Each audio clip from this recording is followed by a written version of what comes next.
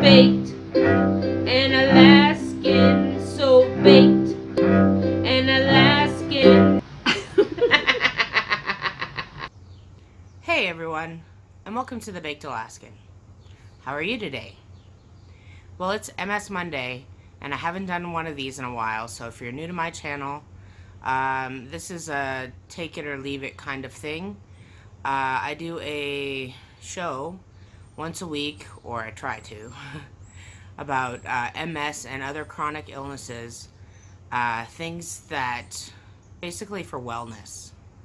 So I talk about topics, things that affect MS, and how it affects me. I talk about similarities between MS and other illnesses. And I talk about general wellness stuff like progressive relaxation and meditation and deep breathing.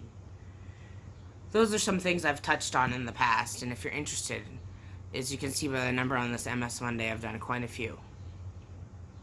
Initially, I started this as a way to tell my story, and now it's turned into a way to create a community for people with chronic illness. So if you have a chronic illness, or a loved one with a chronic illness, or just an interest in the subject, welcome, and let's get to it. So today, I'm back. I'm in a lot of pain right now. I have what they call an MS hug, and it's not a pleasant thing. It's not as nice as it sounds. It's just a constant band of pressure against my back of my ribs, my rib cage, all along my back. It hurts a lot to move. To walk is excruciating. Bending over is... And oddly enough, laying down in bed makes me scream out loud in pain.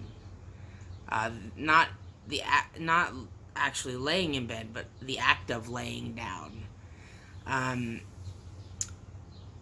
sure there's a scientific reason for that, and it's probably, I think, as sweet grandma said, due to lactic acid buildup, because I can't stretch those muscles.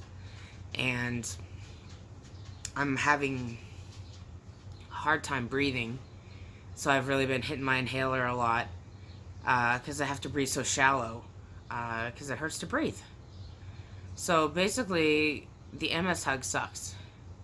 It's MS's way of saying fuck you. It's like somebody that hugs you and then stabs you in the back. That's what it feels like. The thing about an MS hug is it can start in one place and kind of migrate to another. It can be front or back or both. It varies from person to person. It can be very painful. Hold on a second. Oh. Okay, I'm back. I got my laptop here. And I wanted to just read you the technical information about the MS hug, and that is what it's actually called, like when you talk to the doctors about it. But the doctors call it dyskinesia. Dyskinesia. And results from the damage that MS causes to the nerves in the brain and spinal cord. MS impairs the normal transmission of messages to and from the brain, making it difficult for the brain to interpret the signals it receives. In those situations, the brain can respond with a sensation, or a mix of sensations, that include tingling, itching, burning, stabbing pains, and electric shock-like feelings. I have that all the time, the shocking.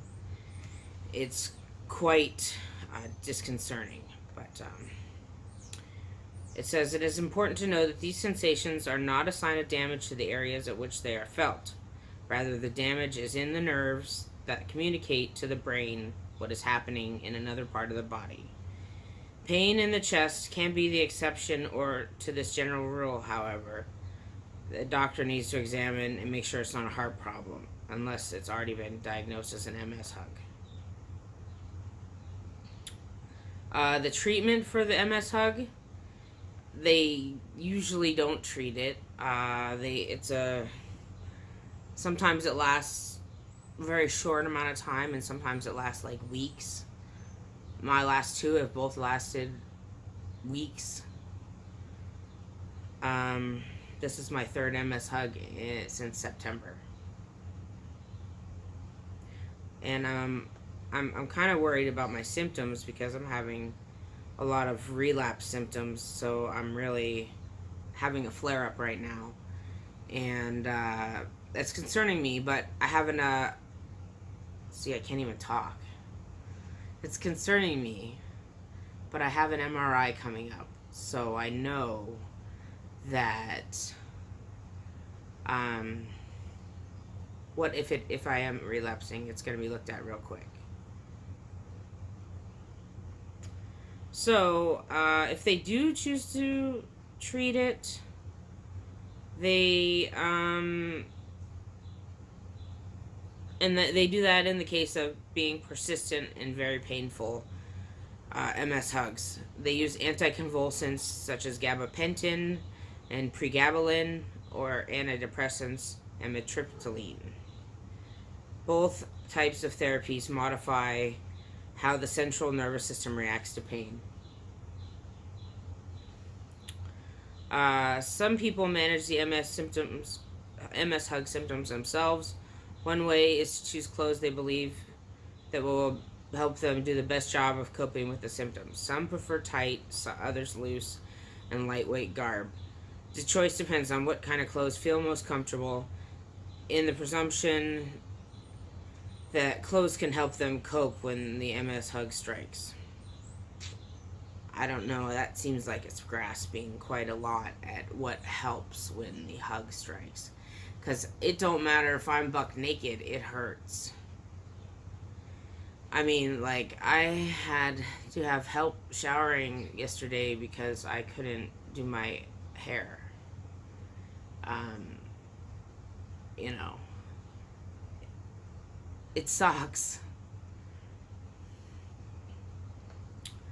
So then if you want to go the non-pharmacological way, it's exercise, walking, which I have been doing every day, stretching, which I need to do more of. Yoga is something I want to get into, and swimming is, they're just opening a pool up here, so I'm going to try to get in on that too. Adequate sleep can help, and they're even saying that acupuncture can help ease MS pain. But this is from multiple sclerosis newstoday.com. So, I think that's all I have for you today. I just wanted to share kind of what I've been going through with the MS hug, and commiserate if there's anybody else out there having one too, or haven't gone through them. I hope you guys have a wonderful week. I hope you're smiling and you have enough medicine. Take care of yourselves out there. Be well.